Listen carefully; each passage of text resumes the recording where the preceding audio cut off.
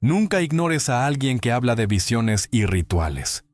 Porque el 1 de julio de 2018, 11 miembros de la misma familia fueron encontrados colgando del techo de su propia casa. Y esto es lo que la policía no esperaba encontrar. He estado revisando expedientes de casos durante años, pero nada me preparó para lo que encontré en el caso de Burari. 11 personas, una familia, todos muertos en lo que parecía un ritual cuidadosamente planeado, sin señales de lucha, sin notas suicidas, en el sentido tradicional. Solo 11 diarios llenos de instrucciones que llevaron a uno de los casos más perturbadores en la historia criminal de India. Esta es la historia de la familia Chundawat, y lo que estoy a punto de contarte te hará cuestionar todo lo que crees saber sobre la familia, la fe y la mente humana. La familia Chundawat vivía en Burari, un barrio en el norte de Delhi, India. Para todos los que los conocían, eran normales, exitosos incluso. Tenían una pequeña tienda de abarrotes y un negocio de madera contrachapada. Eran respetados en su comunidad, religiosos, pero no de una manera que levantara ninguna bandera roja. Déjame presentarte a los miembros de la familia porque entender quiénes eran hace que lo que pasó sea aún más impactante. La casa consistía en 3 generaciones viviendo bajo un mismo techo, lo cual es común en India. A la cabeza de la familia estaba Narayan Devi, la matriarca de 77 años. Era viuda y había perdido a su esposo, Bhopal Singh, unos 11 años antes de esta tragedia. La muerte de Bhopal Singh había afectado profundamente a la familia, particularmente a su hijo, Lalit. Lalit Chundawat tenía 45 años. Dirigía los negocios familiares y era considerado el hombre de la casa después de que su padre murió. Pero aquí es donde las cosas se ponen interesantes. Lalit era mudo. No podía hablar. Había sido incapaz de hablar desde que era niño. Este detalle se vuelve absolutamente crítico para entender este caso. Lalit estaba casado con Tina, quien tenía 42 años. Tenían un hijo de 15 años llamado Shivam. Los hermanos de Lalit también eran parte de esta casa. Bhavnesh tenía 50 años, casado con Savita, quien tenía 48. Tenían 3 hijos, Maneka, de 23 años, Neetu, de 25, y Dhruv, de 15. El tercer hermano era Dinesh, de 43 años, casado con Prativa, de 57 años. Espera, déjame corregir eso. Prativa era en realidad más joven. Estas edades importan porque cuando estás lidiando con 11 víctimas, cada detalle cuenta. Dinesh y Prativa también tenían una hija adolescente, Priyanka, que tenía 33 años. En realidad, déjame aclarar esto bien porque la estructura familiar exacta está documentada en los reportes policiales. El desglose real era este: Narayan Devi, la abuela de 77 años. Sus 3 hijos, Bhavnesh de 50, Lalit de 45 y Dinesh de 43. La esposa de Bhavnesh, Savita de 48 y su hija Neetu de 25. También estaba Priyanka de 33 y Prativa de 57. Luego estaban los adolescentes, Dhruv de 15, Shivam de 15 y Maneka de 23. La familia había estado viviendo en esta casa de 3 pisos en Burari durante años. No era una mansión, pero era cómoda. La planta baja tenía la tienda de abarrotes. El primer piso tenía las áreas de estar. El segundo piso tenía más habitaciones. Era una configuración típica de familia conjunta de clase media india. Esto es lo que los hacía parecer tan normales. Eran sociables. Asistían a eventos comunitarios, celebraban festivales, los niños iban a la escuela, los adultos dirigían sus negocios. Los vecinos los describían como tranquilos, respetuosos, trabajadores. Pero a puertas cerradas, algo estaba cambiando. Después de que Bhopal Singh murió en 2007, Lalit comenzó a comportarse de manera diferente. Recuerda, Lalit no podía hablar. Se comunicaba mediante gestos y escritura. Pero alrededor de 2009, algo extraño comenzó a suceder. Lalit comenzó a hacer gestos y escribir que el espíritu de su padre se estaba comunicando con él. Le dijo a la familia que Bhopal Singh le estaba dando instrucciones desde el más allá.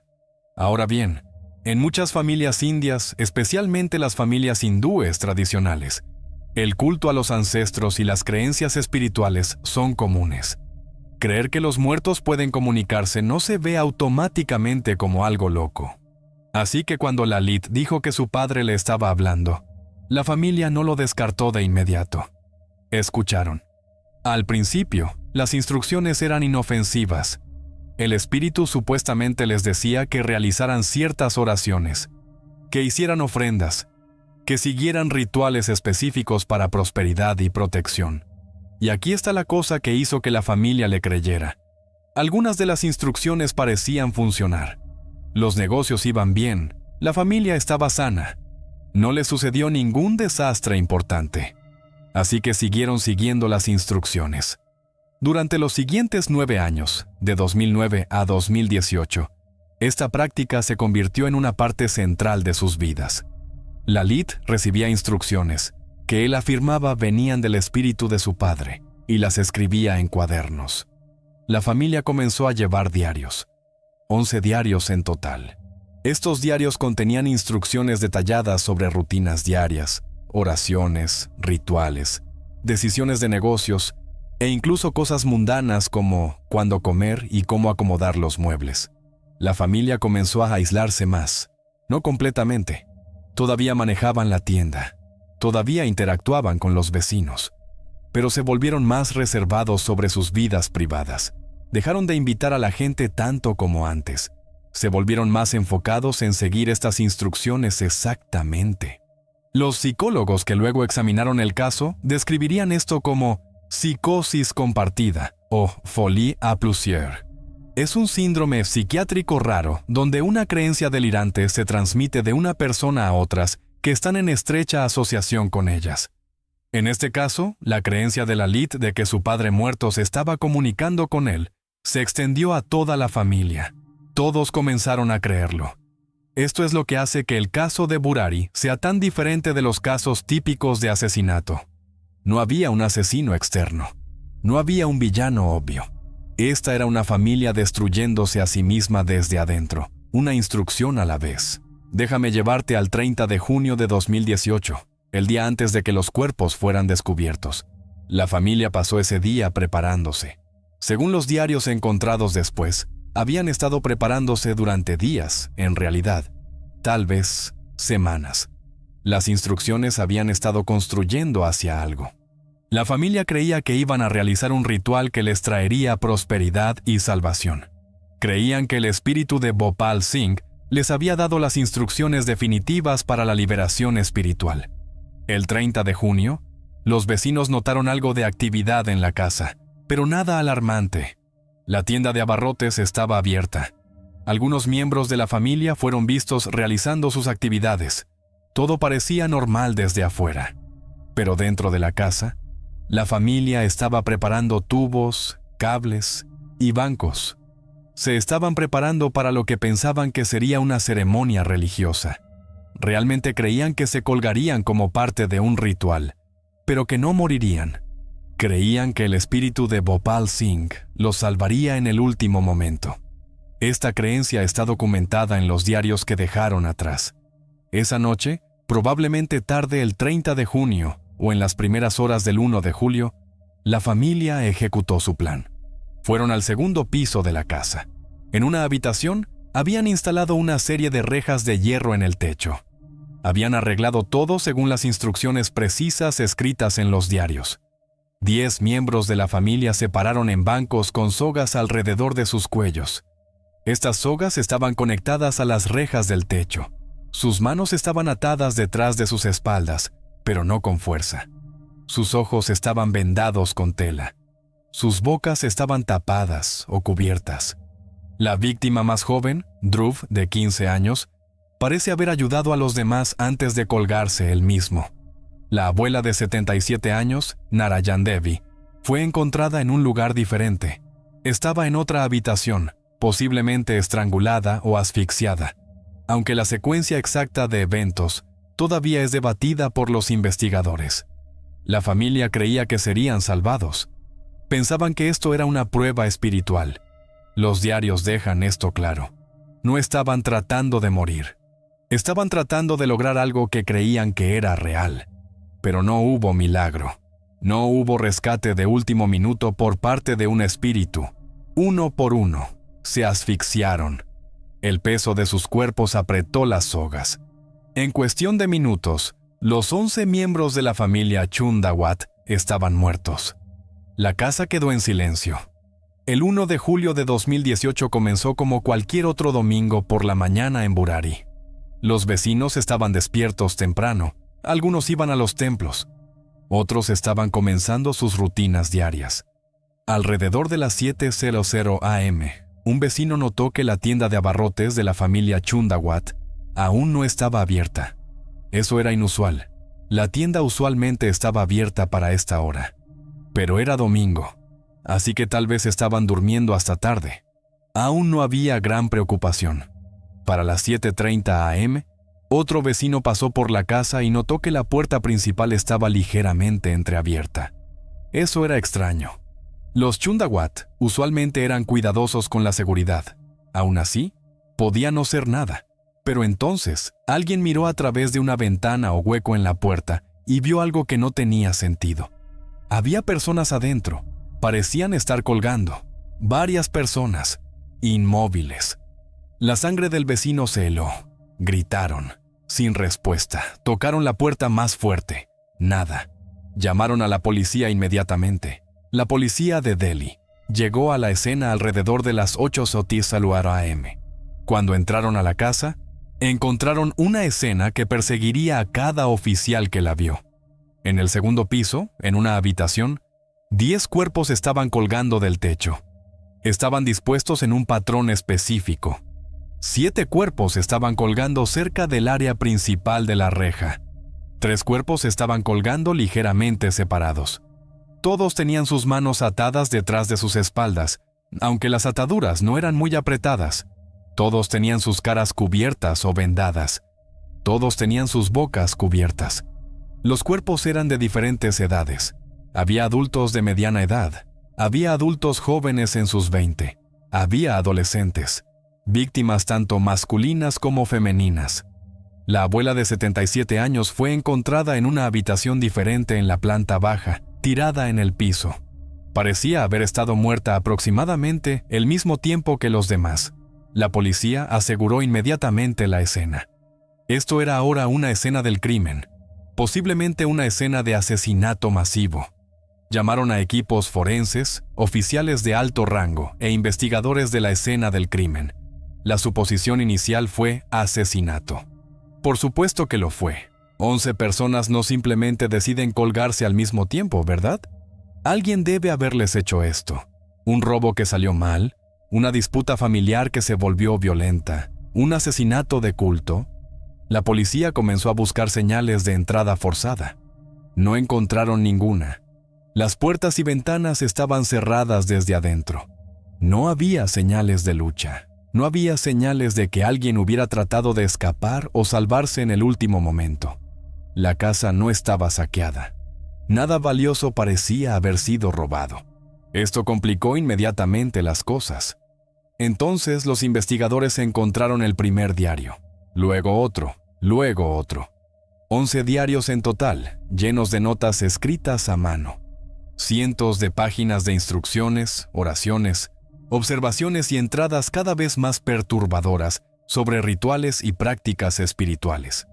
Los investigadores principales comenzaron a leer estos diarios, y lo que encontraron era diferente a todo lo que habían visto antes. Los diarios no eran notas suicidas, eran manuales de instrucciones. Contenían planes detallados para este ritual.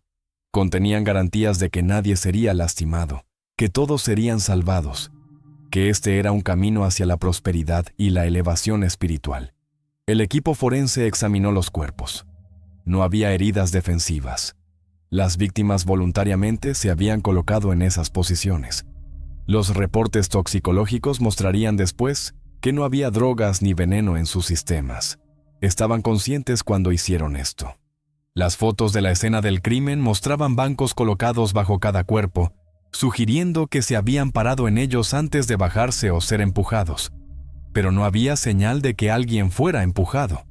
El posicionamiento sugería que lo habían hecho ellos mismos. A medida que la investigación se desarrollaba durante las primeras horas, surgió una imagen horrible. Esto no era asesinato en el sentido tradicional. Esta era una familia que había decidido colectivamente realizar un ritual que los mató a todos, pero no pensaban que iban a morir. Genuinamente creían que sobrevivirían. La policía tenía que averiguar quién influyó en quién, quién comenzó este sistema de creencias, y lo más importante, ¿alguien en esta familia estaba consciente de que esto resultaría en muerte? En la mayoría de los casos criminales, identificar al sospechoso es la parte difícil. En el caso de Burari, identificar la figura central fue relativamente sencillo una vez que la policía leyó los diarios. Pero llamarlo sospechoso no captura exactamente lo que sucedió aquí. Lalit Chundawat era la persona clave en esta tragedia, pero también era una víctima. Era uno de las 11 personas que murieron. A medida que los investigadores leían los diarios, se dieron cuenta de que la mayoría de la letra pertenecía a Lalit. Había sido el registrador principal de las instrucciones del espíritu de su padre fallecido. Los diarios mostraban que Lalit había estado recibiendo estos mensajes durante casi una década. Pero aquí es donde se complica. Los diarios también contenían entradas de otros miembros de la familia. Priyanka, una de las hijas, también había escrito extensamente. Otros miembros de la familia habían contribuido entradas. Esto no era solo la ilusión de una persona que otros siguieron ciegamente. Con el tiempo, toda la familia se había involucrado en este sistema de creencias. La policía entrevistó a miembros de la familia extendida que no vivían en la casa, vecinos, amigos, asociados de negocios. Estaban tratando de entender cómo sucedió esto y si alguien fuera de la familia inmediata sabía sobre el alcance de los rituales. Lo que descubrieron fue un patrón de escalada. En 2009, cuando Lalit afirmó por primera vez estar comunicándose con el espíritu de su padre, la familia era escéptica pero dispuesta a escuchar. La posición de Lalit como el hijo mudo que de repente tenía una forma de comunicar sabiduría de su padre fallecido era convincente para ellos. En las familias indias tradicionales, la autoridad del padre continúa incluso después de la muerte. Si el espíritu del padre estaba ofreciendo orientación, sería una falta de respeto no escuchar. Las primeras instrucciones eran benignas. Oraciones en ciertos momentos, ofrendas específicas, decisiones de negocios que parecían funcionar. La familia comenzó a confiar en el proceso. Para 2013-2014, las instrucciones se habían vuelto más elaboradas. Se le dijo a la familia que realizara rituales específicos que involucraban a todos los miembros. Se les dijo que observaran ciertos ayunos. Se les dieron instrucciones detalladas sobre sus rutinas diarias, hasta cómo debían sentarse, pararse y comer. La familia se estaba volviendo más insular. Los miembros de la familia extendida notaron que los Chundawat se estaban volviendo más reservados. Cuando los primos o parientes visitaban, la familia era educada pero distante. Dejaron de compartir detalles sobre sus prácticas personales. Algunos parientes pensaron que la familia se estaba volviendo demasiado religiosa. Otros pensaron que solo estaban siendo privados. Nadie sospechaba el alcance de lo que estaba sucediendo dentro de esa casa. Para 2017-2018, las instrucciones habían tomado un giro más oscuro. Los diarios de este periodo hablan de salvación y liberación, y de alcanzar un estado espiritual superior. Hablan de prepararse para un ritual importante. Hablan de que la confianza y la fe serán probadas. Las entradas finales, de junio de 2018, contienen las instrucciones específicas para el ritual de colgamiento. Lo describen como una prueba. Insisten en que nadie será lastimado. Dicen que en el momento crítico, el espíritu de Bhopal Singh intervendrá y salvará a todos, y todos emergerán bendecidos y prósperos. Entonces, ¿quién era el sospechoso? ¿Quién era responsable? En un sentido legal, no había nadie a quien acusar. Los 11 participantes estaban muertos. Pero en términos de entender qué sucedió, los investigadores se centraron en Lalit como la figura central que inició y mantuvo el sistema de creencias. Sin embargo, los expertos psiquiátricos que revisaron el caso notaron que la psicosis compartida requiere participación activa de todos los miembros. Los miembros de la familia no eran solo víctimas pasivas de manipulación. Con el tiempo, habían reforzado activamente estas creencias entre ellos. Cuando una persona dudaba, otros la tranquilizaban. Los diarios muestran este patrón claramente. Esto es lo que hace que el caso de Burari sea legalmente y psicológicamente único. No había un perpetrador externo para arrestar. No había un cerebro que manipulara víctimas inocentes. Este era un sistema cerrado de creencias que se alimentó a sí mismo hasta que resultó en muerte colectiva. El sospechoso, si podemos llamarlo así, era la ilusión misma, y había infectado a toda una familia. A medida que la investigación se profundizaba durante las siguientes semanas, la policía y los psicólogos forenses hicieron varios descubrimientos que agregaron capas a este caso ya complejo. La primera revelación importante vino de un análisis detallado de los 11 diarios. Estos no eran diarios al azar. Eran registros sistemáticos que abarcaban de 2009 a 2018. Las entradas estaban fechadas, estaban organizadas, mostraban una clara evolución del pensamiento. Los investigadores trajeron expertos psiquiátricos para analizar el contenido. El Dr. Eika Jane y otros psiquiatras forenses examinaron los escritos. Lo que encontraron fue evidencia de trastorno delirante compartido combinado con obsesión religiosa. Los diarios mostraban que Lalit no solo estaba haciendo afirmaciones al azar, había desarrollado un sistema completo de creencias. Las instrucciones se volvieron más complejas con el tiempo. Incluían posturas específicas para la oración, momentos específicos para los rituales, palabras específicas para ser pronunciadas. La familia estaba siguiendo estas instrucciones con devoción religiosa.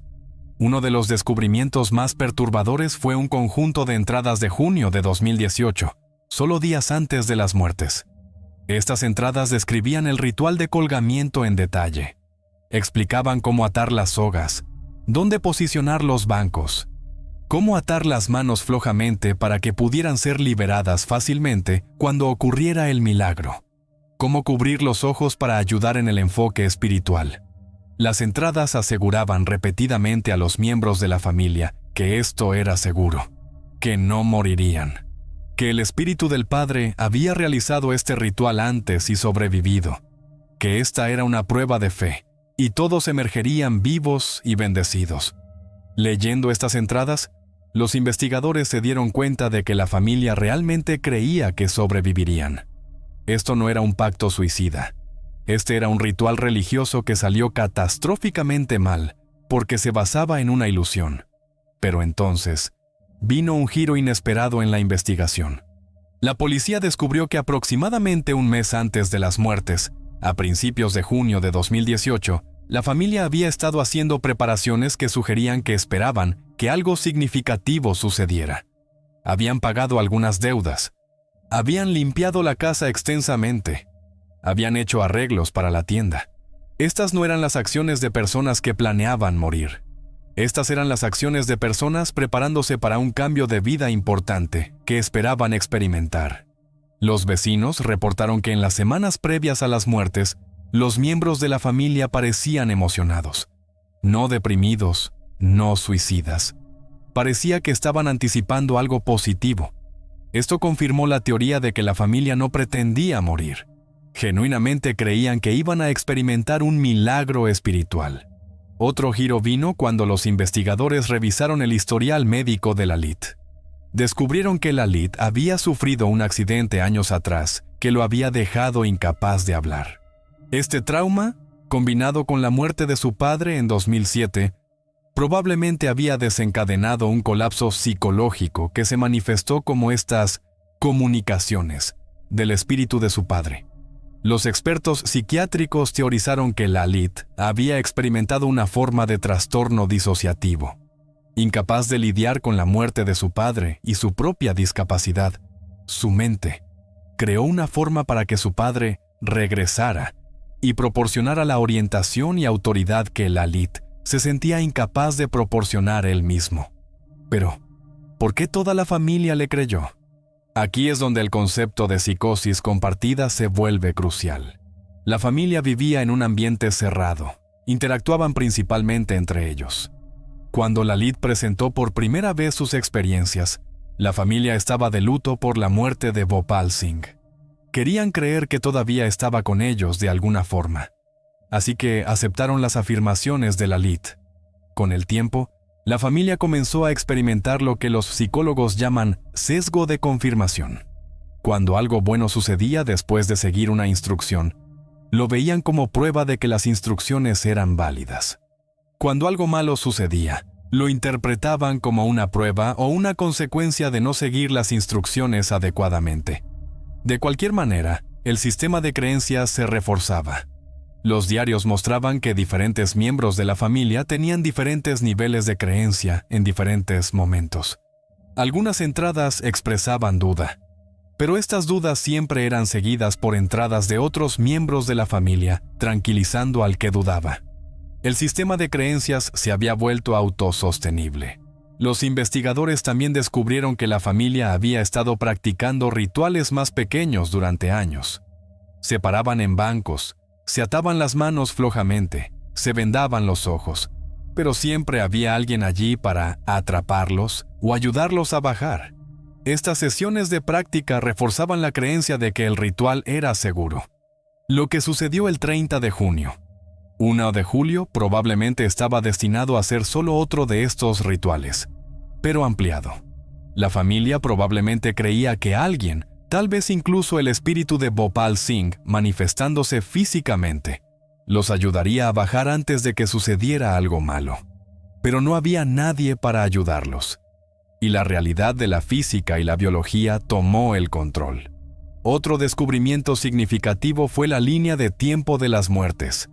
El análisis forense sugirió que las muertes no ocurrieron todas simultáneamente. La abuela, Narayan Devi, murió primero, posiblemente en un ritual diferente o posiblemente como preparación para el ritual principal. Luego, los otros 10 realizaron el ritual de colgamiento en secuencia o casi simultáneamente. La víctima más joven, Dhruv, de 15 años, pareció haber ayudado a posicionar a los demás antes de colgarse él mismo. Este detalle fue particularmente desgarrador, porque mostraba que incluso un adolescente había estado tan completamente convencido de la seguridad del ritual, que estaba dispuesto a ayudar a los miembros de su familia, y luego participar él mismo. A medida que la investigación progresaba, la policía también investigó si alguna influencia externa había jugado un papel.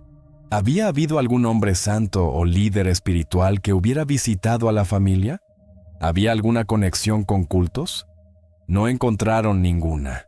Este sistema de creencias había crecido completamente dentro de la familia, alimentado por el aislamiento y el refuerzo mutuo.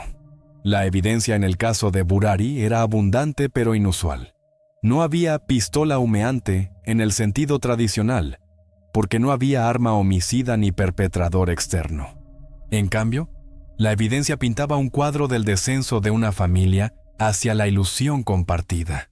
Los 11 diarios eran las piezas de evidencia más críticas. Déjame describir lo que contenían en detalle, porque son la clave para entender todo este caso. Los diarios totalizaban más de 11,000 páginas. Sí, 11,000 páginas de notas escritas a mano.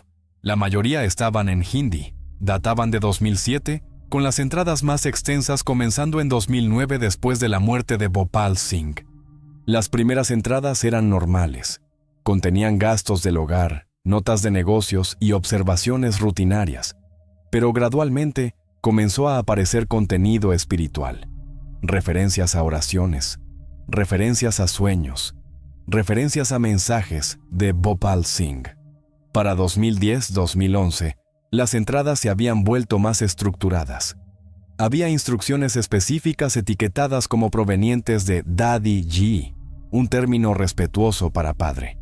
Estas instrucciones cubrían todo: cómo sentarse durante las comidas, qué dirección enfrentar durante la oración, cuándo abrir la tienda, cómo interactuar con los clientes. El nivel de detalle era extraordinario. Por ejemplo, una entrada especificaba que los miembros de la familia debían sentarse en un arreglo específico durante la cena, con ciertos miembros mirando hacia ciertas direcciones, y que la comida debía servirse en un orden particular. Otra entrada especificaba que la familia debía orar junta a las 6:00 am y 8:00 pm todos los días, sin excepciones. Estas no eran sugerencias. Los diarios las trataban como reglas absolutas. La familia estaba documentando su cumplimiento con estas reglas. Para 2015-2016, las entradas mostraban una obsesión creciente con lograr salvación y prosperidad, a través de la adherencia perfecta a las instrucciones. El lenguaje se volvió más místico y simbólico. Las referencias a la espiritualidad, vidas pasadas y pruebas espirituales se volvieron comunes. Las entradas finales de junio de 2018 eran las más perturbadoras. Contenían instrucciones explícitas para el ritual de colgamiento. Estas instrucciones se presentaban como provenientes del espíritu de Bhopal Singh y fueron escritas principalmente por Lalit, pero con contribuciones de otros miembros de la familia. Esto es lo que decían esas instrucciones finales, basado en los reportes policiales.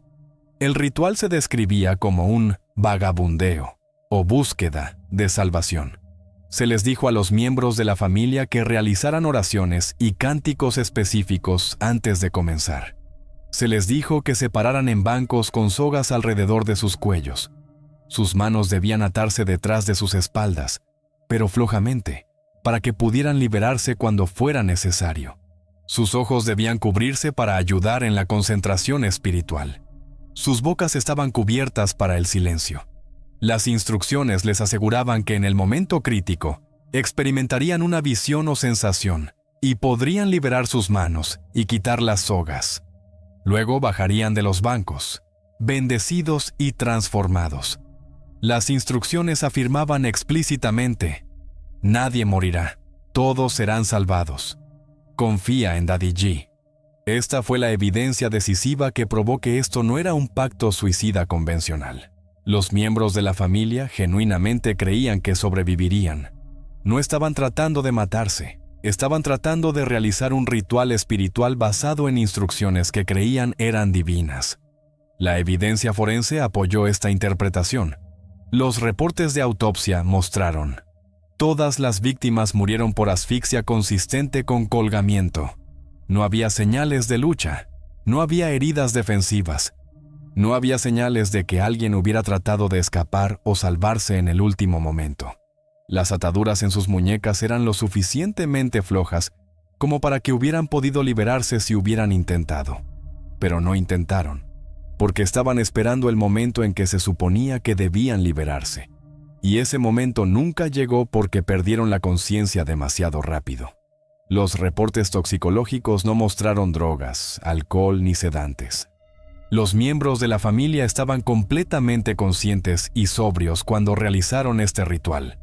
El análisis de la escena del crimen mostró que el arreglo de los cuerpos y la configuración de la habitación coincidían con las instrucciones en los diarios de manera precisa. La familia había seguido las instrucciones exactamente. El posicionamiento de los bancos sugería que los miembros de la familia se habían ayudado mutuamente para posicionarse. El miembro más joven, Dhruv, había ayudado a otros antes de participar él mismo. La muerte de la abuela fue ligeramente diferente. Fue encontrada en una habitación separada, y la causa exacta de muerte fue debatida por los investigadores. Algunos creían que fue estrangulada como parte de un ritual separado. Otros creían que murió de un ataque cardíaco o causas naturales aproximadamente al mismo tiempo. De cualquier manera, su muerte parecía estar conectada al mismo sistema de creencias. Otra pieza de evidencia crucial era el estado de la casa. El hogar estaba limpio, organizado. No había señales de pánico o caos. La familia se había preparado metódicamente. Habían arreglado todo según las instrucciones. Esto no fue un acto espontáneo. Esto fue planeado y ejecutado con cuidado, porque creían que era un ritual sagrado. La policía también reunió testimonios de vecinos y miembros de la familia extendida. Varias personas mencionaron que la familia se había vuelto cada vez más reservada a lo largo de los años. Habían dejado de asistir a algunas funciones sociales. Habían declinado cortésmente invitaciones a bodas y festivales. Habían creado límites que mantenían a los forasteros a distancia. Pero nadie había sospechado el alcance de lo que estaba sucediendo dentro de la casa. La familia había mantenido una fachada de normalidad mientras seguían privadamente rituales cada vez más extremos. Un vecino mencionó que el 30 de junio, el día antes de que los cuerpos fueran descubiertos, habían visto a algunos miembros de la familia comprando provisiones en el mercado. Parecían normales. Estaban calmados. No actuaban como personas que estaban planeando morir en cuestión de horas. Este testimonio reforzó la conclusión de que la familia no creía que iba a morir. La revelación final vino del análisis psiquiátrico de los diarios. Los expertos identificaron patrones consistentes con folie à famille, psicosis familiar compartida. Notaron que el sistema de creencias mostraba características de delirio religioso, combinado con psicosis relacionada con el duelo. Los expertos concluyeron que Lalit había sido el individuo delirante primario, pero que con el tiempo, su delirio había sido transmitido y adoptado por toda la familia. Los cuartos de vida cercanos, el duelo compartido por la muerte de Bhopal Singh y las inclinaciones religiosas existentes de la familia habían creado un ambiente perfecto para que este delirio compartido se desarrollara e intensificara. Aquí es donde el caso de Burari difiere fundamentalmente de los casos criminales típicos. No hubo arresto, no hubo interrogatorio de sospechosos. Los 11 participantes estaban muertos. Sin embargo, la policía sí realizó entrevistas extensas con miembros de la familia extendida, vecinos y conocidos para reconstruir lo que había sucedido. El hijo mayor de uno de los hermanos, que se había mudado años antes, fue entrevistado. Estaba en shock. Dijo que sabía que su familia se había vuelto más religiosa, pero no tenía idea sobre el alcance de los rituales.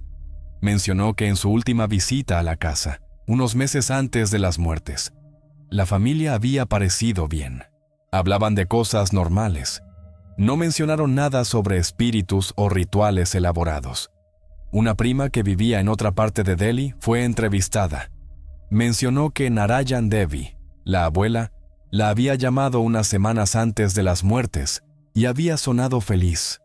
Habló sobre cosas buenas que vendrían para la familia. No sonaba deprimida ni suicida. Estas entrevistas revelaron un patrón. La familia había mantenido dos realidades separadas. Su cara pública era normal, funcional y socialmente apropiada.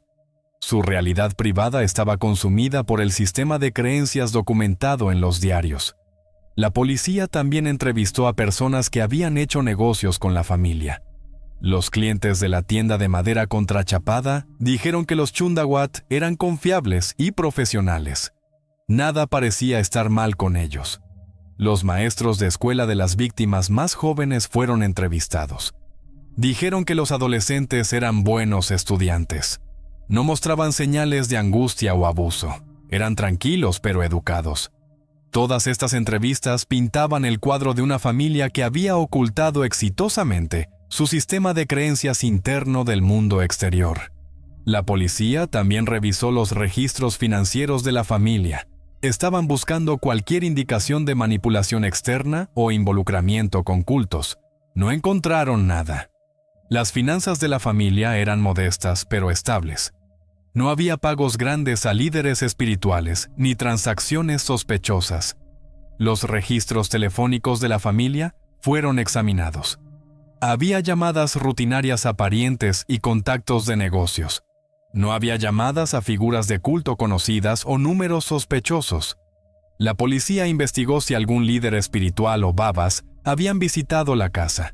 Los vecinos no podían recordar haber visto a nadie así. El delirio de la familia parecía ser completamente autogenerado. En un caso criminal tradicional, aquí es donde los investigadores construirían un caso para el procesamiento. Pero no había nadie a quien procesar. Los perpetradores también eran las víctimas. Lo más cercano a un interrogatorio, fue el análisis de los diarios mismos.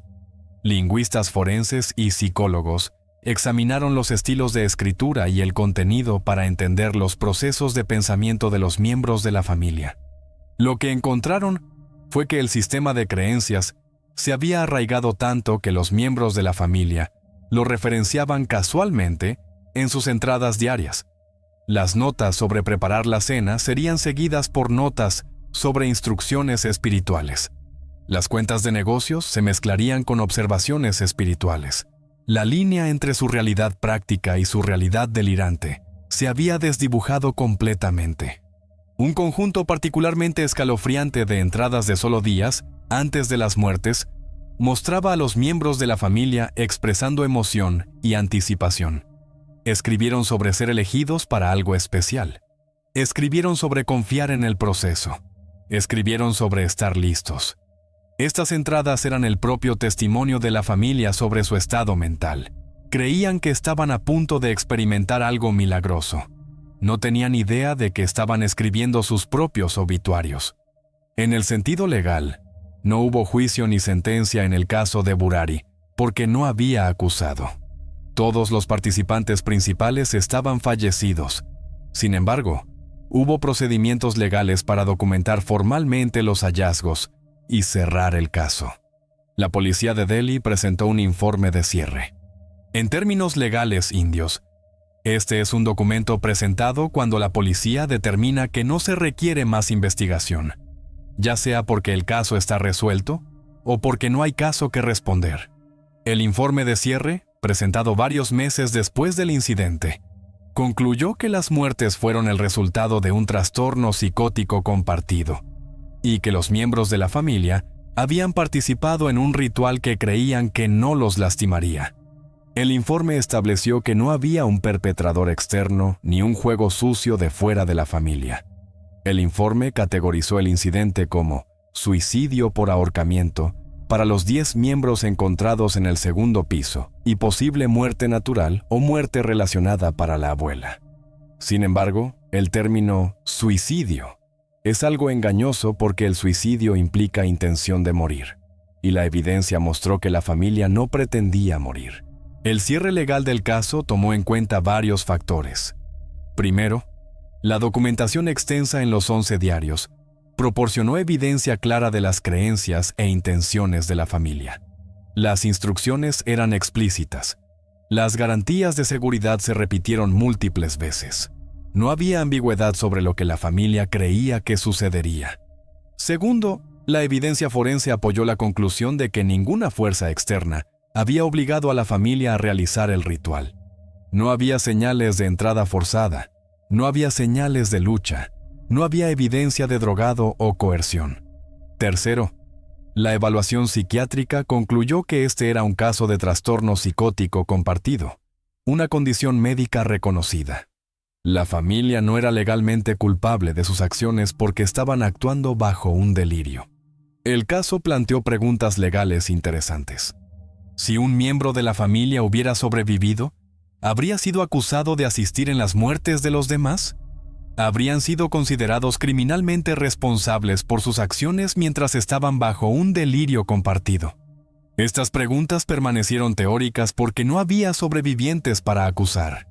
Pero expertos legales que discutieron el caso sugirieron que cualquier sobreviviente probablemente habría sido encontrado no culpable por razón de demencia o capacidad disminuida, dada la clara evidencia de trastorno psiquiátrico.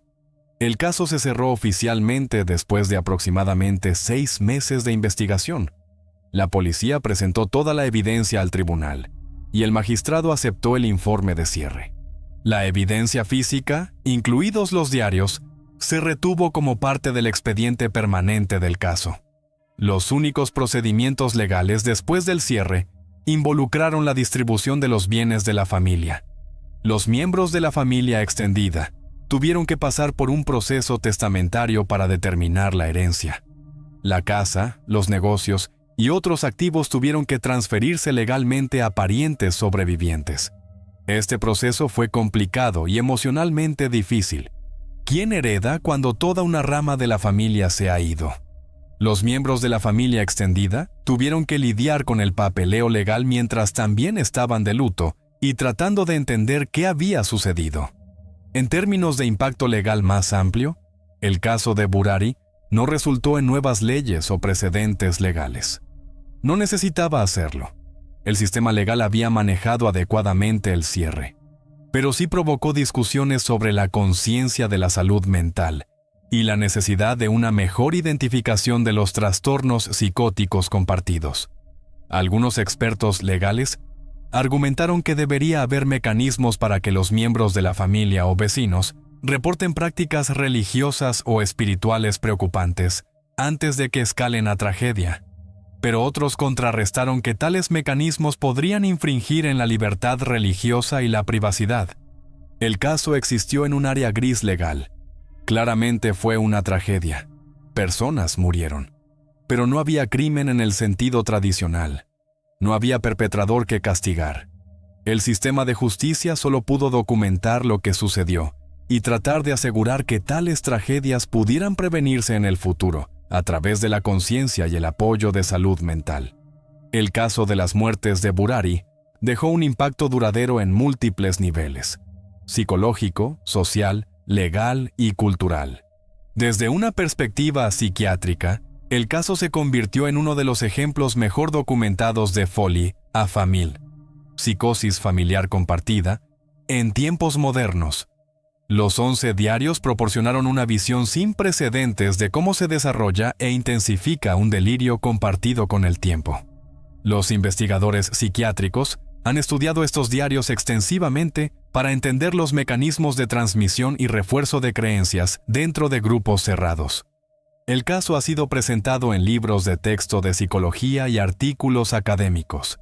Sirve como una herramienta de enseñanza para identificar señales de advertencia de trastornos psicóticos compartidos. Los profesionales de la salud mental ahora tienen un ejemplo concreto para referenciar cuando discuten cómo los delirios pueden propagarse a través de grupos muy unidos. Una de las lecciones clave del caso es la importancia de la perspectiva externa. Cuando todos en un sistema cerrado comparten el mismo delirio, no hay voz interna de razón para desafiar las creencias. La familia Chundawat se había aislado lo suficiente como para que ninguna voz externa pudiera penetrar su sistema de creencias. El caso también destacó la necesidad de una mejor conciencia sobre la salud mental en India. A pesar de tener una población de más de 1.000 millones de personas, India ha luchado durante mucho tiempo con el estigma de la salud mental y la falta de recursos. El caso de Burari se convirtió en un catalizador para discusiones sobre hacer que los servicios de salud mental sean más accesibles y reducir el estigma en torno a buscar ayuda. Varias organizaciones de salud mental en India usaron el caso para lanzar campañas de conciencia. Enfatizaron que la devoción religiosa es normal y saludable, pero cuando comienza a involucrar comportamientos extremos, aislamiento de la sociedad o rechazo del pensamiento racional, puede indicar un problema psiquiátrico subyacente que necesita atención profesional. El caso también impactó cómo las fuerzas del orden abordan situaciones similares. La policía de Delhi actualizó su capacitación para incluir el reconocimiento de trastornos psicóticos compartidos. Desarrollaron protocolos para situaciones donde familias o grupos podrían estar participando en rituales potencialmente peligrosos basados en creencias delirantes. Desde una perspectiva legal, el caso sigue siendo único porque existe en un espacio entre suicidio, accidente y homicidio. Los miembros de la familia no pretendían morir, así que llamarlo suicidio se siente inexacto. Pero sí realizaron las acciones que los mataron, así que llamarlo accidente también es impreciso. Y aunque alguien podría argumentar que el delirio inicial de Lalit puso en movimiento los eventos que mataron a la familia, él también era víctima de su propia enfermedad mental. El caso planteó preguntas sobre culpabilidad y responsabilidad en casos de delirio compartido. Si un sobreviviente hubiera permanecido, ¿cómo habría manejado el sistema legal la situación? Estas preguntas permanecen en gran medida teóricas, pero continúan siendo debatidas en círculos legales y psiquiátricos. Culturalmente, el caso se convirtió en una historia de advertencia sobre la fe ciega y la importancia del pensamiento crítico. Se discutió en escuelas, en centros comunitarios y en familias en toda India. Los padres lo usaron como un ejemplo para enseñar a los niños sobre la importancia de cuestionar cosas que no tienen sentido, incluso cuando vienen de figuras de autoridad. El caso también provocó discusiones sobre el equilibrio entre respetar las creencias religiosas y espirituales, y reconocer cuándo esas creencias han cruzado hacia territorio peligroso. Este es un equilibrio delicado en un país como India, donde la espiritualidad y la religión juegan roles significativos en la vida diaria de la mayoría de las personas.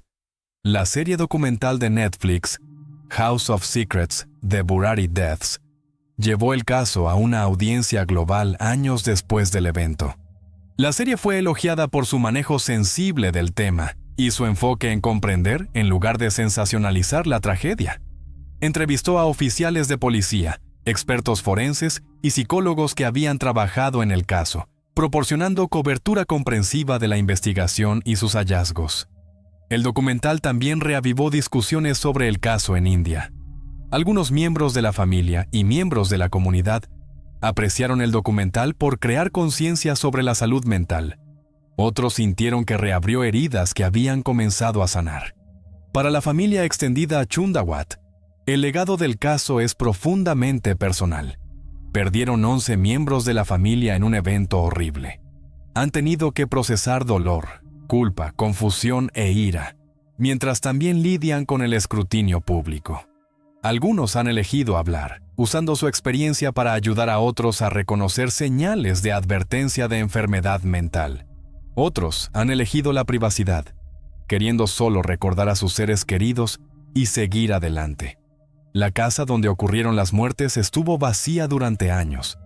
Se convirtió en un punto de referencia de algún tipo en Burari, aunque no uno del que la comunidad estuviera orgullosa. Eventualmente, fue vendida o reutilizada, pero el recuerdo de lo que sucedió allí permaneció.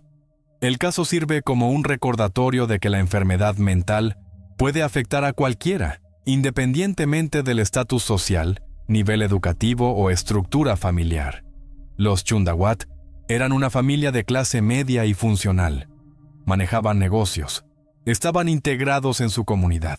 Sin embargo, a puertas cerradas, estaban sufriendo de un delirio compartido severo que finalmente los mató a todos. El caso también demuestra el poder de la creencia y cómo la mente humana puede construir y mantener realidades que están completamente divorciadas de la verdad objetiva. La familia Chundawat genuinamente creía que sobrevivirían al ritual de colgamiento. Lo creían tan fuertemente que lo realizaron. Ese nivel de convicción, cuando se basa en el delirio en lugar de la realidad, puede ser fatal. Quizás el legado más importante del caso de las muertes de Burari es la conversación que inició sobre la salud mental, la dinámica familiar y la necesidad de comunicación abierta. Si se puede tomar una lección de esta tragedia, es la importancia de mantener conexiones fuera de la familia inmediata o grupo. Las perspectivas externas, las relaciones externas y la disposición a buscar ayuda externa pueden salvar vidas. El caso también subraya el valor del apoyo profesional de salud mental. Si Lalit hubiera recibido ayuda psiquiátrica después de la muerte de su padre, si sus afirmaciones de comunicación espiritual hubieran sido evaluadas por un profesional de salud mental, la trayectoria podría haber sido diferente. Si algún miembro de la familia hubiera confiado en alguien fuera del hogar sobre los rituales cada vez más extremos, la intervención podría haber sido posible. Pero no hubo intervención.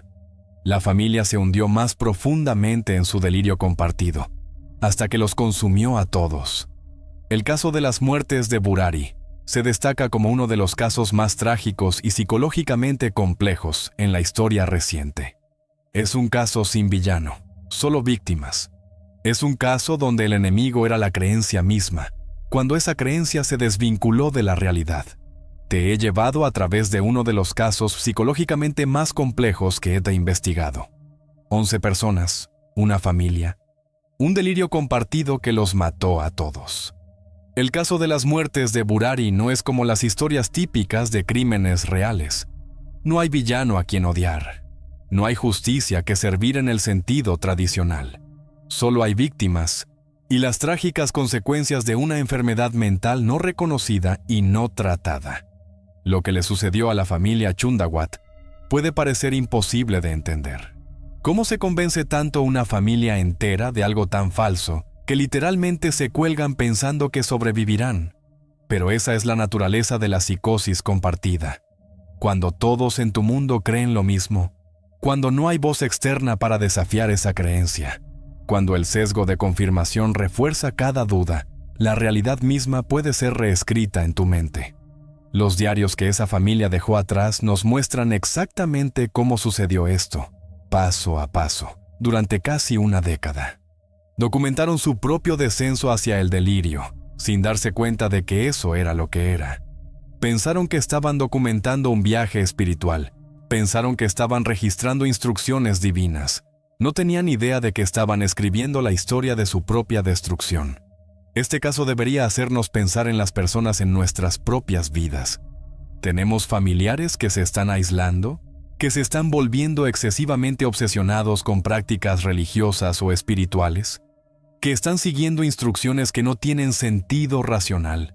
Estas podrían ser señales de advertencia. También debería recordarnos que la enfermedad mental no se ve como esperamos que se vea.